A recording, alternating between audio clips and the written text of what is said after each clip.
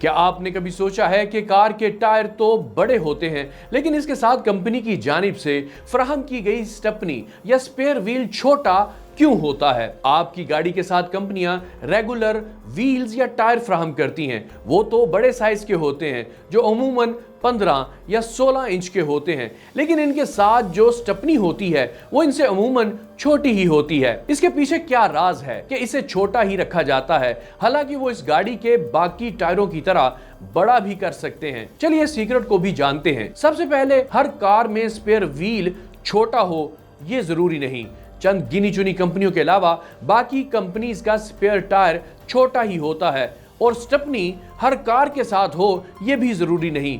Ford के पुराने models या फिर होंडा स्विक के नए वेरिएंट में स्पेयर व्हील भी रेगुलर साइज का ही होता है, जबकि इंटरनेशनल स्टैंडर्ड्स को देखते हुए मगरबी ममालिक में स्पेयर व्हील दिया ही नहीं जाता।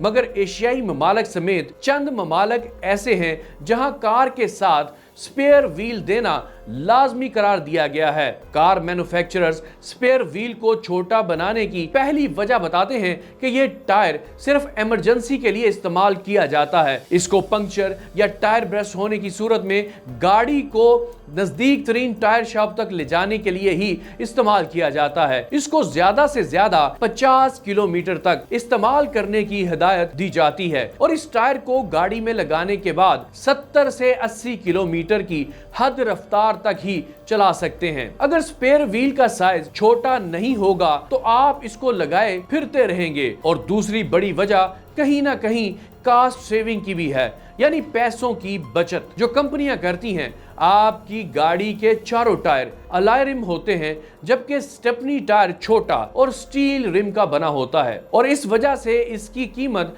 बाकी टायरों से काफी कम होती है। इसके साथ साथ एक वजह यह भी होती है कि स्पेयर व्हील भी अगर अलॉय रिम में दे दिया जाए तो आप कहीं भूल ना जाएं। स्टील रिम और अलॉय रिम एक दूसरे से काफी मुख्तलिफ होते हैं। अब 3 टायर अलॉय रिम और एक स्टील रिम लगा हो तो दूर से ही दिखाई दे देता है, और ये इसलिए भी किया जाता है कि आप इसे फौरी तौर पर तब्दील कर लें। तीसरी वजह कंपनियां जो बयान करती हैं वो ये है कि छोटा टायर कार की डिग्गी में कम जगह घेरता है और आराम से रखा जाता है। चौथी बड़ी वजह टेक्निकल है, जिसे ऑटोमोबाइल को जानने वाले ही बेहतर समझ सकते हैं। इसकी वजह से कार की डायनामिक्स प्रॉपर रहती हैं। आप जब कार खरीदते हैं और इस्तेमाल के बाद इसके टायर घिस जाते हैं, और अगर पंक्चर हो जाए तो स्पेयर व्हील का इस्तेमाल किया जाता है।